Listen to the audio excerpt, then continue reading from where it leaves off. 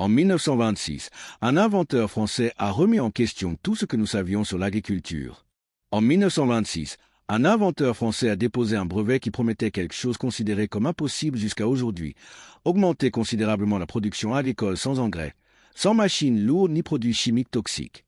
La solution était trop simple pour être prise au sérieux, et c'est peut-être pour cela qu'elle a été oubliée si vite qu'aujourd'hui elle semble relever de la science-fiction. Un simple fil de cuivre, pas de prise électrique, aucune réaction chimique, aucune batterie ni générateur n'est nécessaire. C'est tout simplement l'énergie invisible qui existe déjà entre le ciel et la terre, attendant d'être capturée. Des rapports officiels britanniques, des photographies d'époque conservées dans les archives nationales et même une commission scientifique internationale ont confirmé des récoltes hors du commun, du maïs de plus de 3 mètres de haut dans des sols ordinaires, des citrouilles pesant 2 fois plus que la normale, des plantes beaucoup plus résistantes aux ravageurs et aux maladies, sans utilisation de pesticides. Et puis, presque du jour au lendemain, cette technologie a disparu de l'agriculture moderne. Non pas parce qu'elle ne fonctionnait pas, mais parce qu'elle fonctionnait trop bien. On nous dit aujourd'hui que produire davantage de nourriture nécessite des investissements toujours plus importants dans les engrais synthétiques, les pesticides, les herbicides et des produits chimiques de plus en plus sophistiqués. Mais, et si, pendant des décennies, pendant plus d'un siècle, nous avions troqué une loi de la physique contre un sac de produits chimiques générant des profits continus? Et si la solution était là depuis toujours, gratuite, attendant simplement qu'une personne assez intelligente la saisisse? Voici la véritable histoire de l'électroagriculture et la raison exacte pour laquelle elle n'a jamais figuré dans les manuels scolaires, les programmes universitaires ou les recommandations des agences agricoles gouvernementales. L'inventeur qui a remis en question l'agriculture moderne. Justin Christophe est né en France en 1865, en plein air industriel. Il n'était pas un universitaire issu d'une université prestigieuse. Il n'était pas docteur en chimie agricole. Il n'était pas un professeur pontifiant dans les salons parisiens. Il était quelque chose de bien plus dangereux, un agriculteur pragmatique, un observateur obsessionnel et un homme prêt à remettre en question ce que tous tenaient pour acquis. Pendant des décennies, la majeure partie de sa vie adulte, il a étudié une idée simple, mais radicalement différente du discours agricole dominant. Les plantes dépendent non seulement du sol et de ses nutriments chimiques, mais aussi profondément des champs électriques naturels.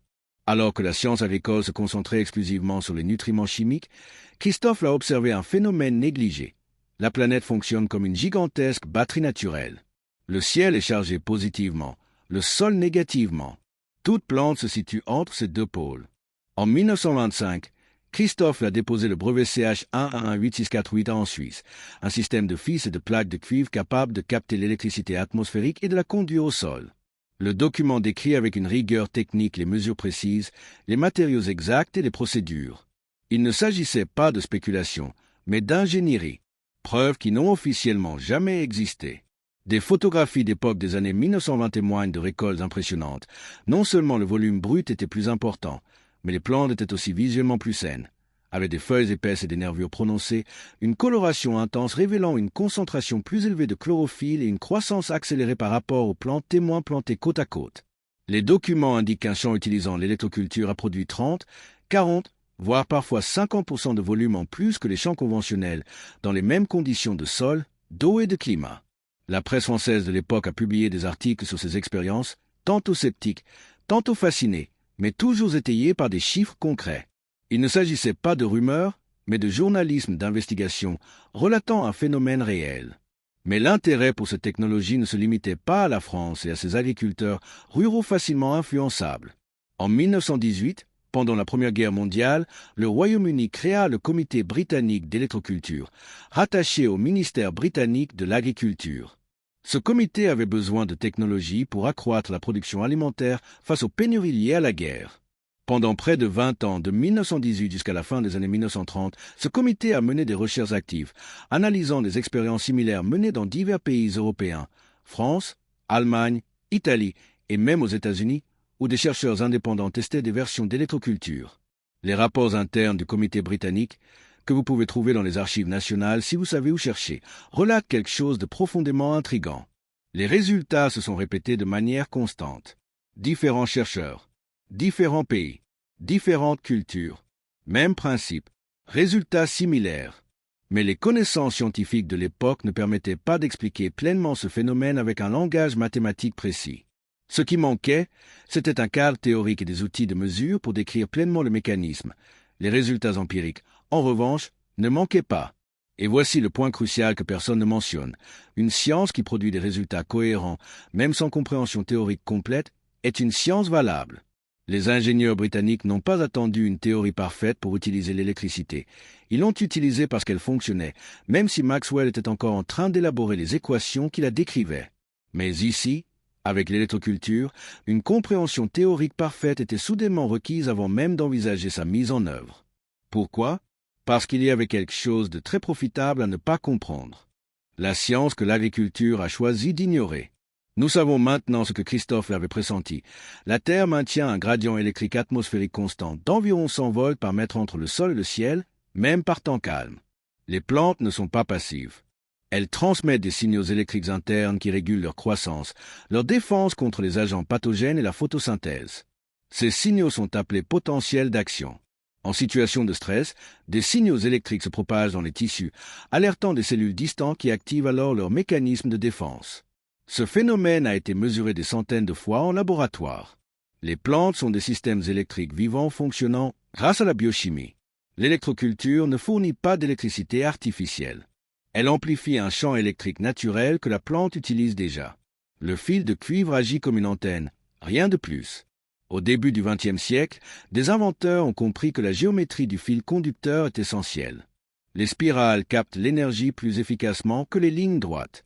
La nature applique ce principe. Coquillage, tournesol, galaxie. L'orientation a également son importance. Alignées sur le nord magnétique, les spirales interagissent mieux avec les courants telluriques terrestres. Il ne s'agit pas de mysticisme, mais de physique électromagnétique appliquée à la biologie. Une expérience chinoise a précisément démontré ce principe. Un même fil électrique, certains alignés sur le nord magnétique, d'autres de manière aléatoire. La différence de productivité s'est avérée significative, une augmentation de 23% pour les fils correctement alignés. Alors pourquoi cela a-t-il disparu de l'histoire ? La réponse se trouve dans l'économie et non dans la science. Dans les années 1930, l'industrie des engrais a connu un essor fulgurant grâce au procédé Haber-Bosch. La production en masse d'azote synthétique bon marché est standardisée. Un fil de cuivre coûte quelques euros. On l'achète une fois. Il dure des décennies. Un sac d'engrais coûte entre 20 et 60 euros. On l'achète chaque année. On devient dépendant. L'agriculture industrielle a rejeté l'électroagriculture, non pas parce qu'elle était inefficace, mais parce que les données existent. Cette technologie a démontré à maintes reprises son efficacité. Il a rejeté car il ne s'agissait pas d'un modèle commercial rentable, pas de brevet monopolistique, pas de consommation continue, pas de dépendance créée, pas de marge bénéficiaire récurrente. Non pas à la suite d'un complot orchestré, mais simplement par manque d'incitations économiques, l'électroculture a périclité. Les documents ont été ignorés, classés et laissés à l'abandon dans les bibliothèques. Le retour silencieux maintenant avec la rigorité scientifique moderne. Des décennies plus tard, l'idée n'a pas complètement disparu. Elle a tout simplement quitté la scène européenne qui l'avait rejetée. En Chine, des chercheurs de l'Académie chinoise des sciences agricoles, l'un des plus grands instituts de recherche agricole au monde, ont systématiquement testé des technologies de captage d'électricité atmosphérique sur 3600 hectares de terres agricoles dans différentes provinces entre 2015 et 2022. Les résultats, documentés et publiés dans des revues techniques chinoises, révèlent augmentation moyenne de 30% de la productivité des cultures céréalières, réduction documentée de jusqu'à 70% de l'utilisation de pesticides chimiques, car les plantes plus vigoureuses et optimisées électriquement possèdent des défenses naturelles supérieures contre les parasites. Plantes présentant une plus grande résistance au stress climatique, notamment à la sécheresse et aux fluctuations de température. Aucun engrais supplémentaire n'a été ajouté. Sans augmentation de l'irrigation. Aucune modification des variétés de semences. Il s'agit tout simplement d'une capture optimisée du champ électrique naturel qui a toujours été là. La Chine n'a pas inventé cela. Elle n'a tout simplement pas connu les mêmes freins économiques que l'Europe et l'Amérique occidentale.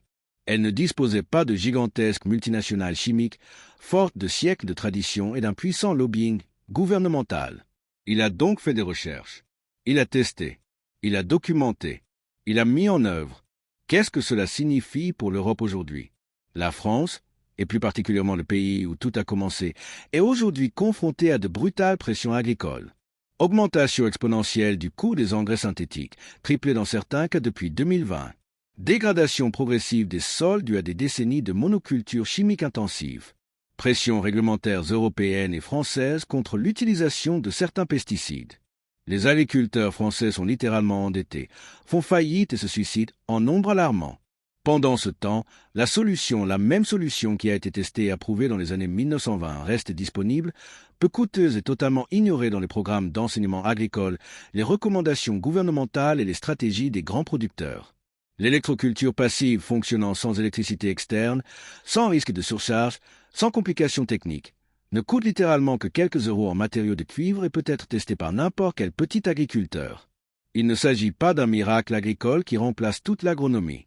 Il n'existe pas de solution universelle. Mais elle remet en cause un postulat fondamental qui a structuré toute l'agriculture moderne. L'idée de départ est que le seul moyen de produire plus de nourriture est d'acheter davantage d'intrants chimiques externes. Le postulat selon lequel la dépendance est une nécessité. Le vrai problème dont personne ne parle. La question que tout le monde se posait. Mais cela fonctionne-t-il partout? Dans tous les types de sols? Pour toutes les cultures? Ce sont des questions légitimes, techniquement parlant. Mais la vraie question, la question qu'il faudrait se poser, est tout autre.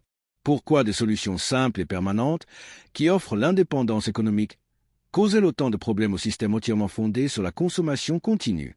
Pourquoi une découverte avérée, testée à l'échelle internationale et documentée dans des archives gouvernementales officielles, a-t-elle tout simplement été laissée tomber dans l'oubli? Pourquoi n'existe-t-il aucun ouvrage sur l'électroculture dans les universités agricoles modernes? Pourquoi les agriculteurs formés dans les universités fédérales n'ont-ils jamais entendu parler de ce terme?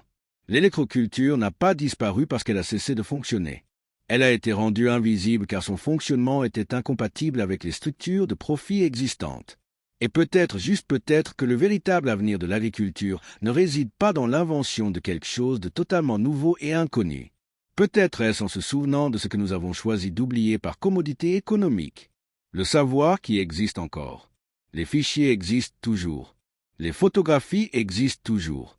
Les brevets sont toujours enregistrés auprès des organismes officiels suisses. Les documents du Comité britannique d'électroculture restent encore inexploités dans les archives nationales britanniques, attendant qu'une personne suffisamment intéressée les consulte. La science fonctionne toujours, et le ciel reste lourd de nuages, ou tout simplement survivre, et les plantes continuent d'interagir avec le champ électromagnétique qui nous entoure.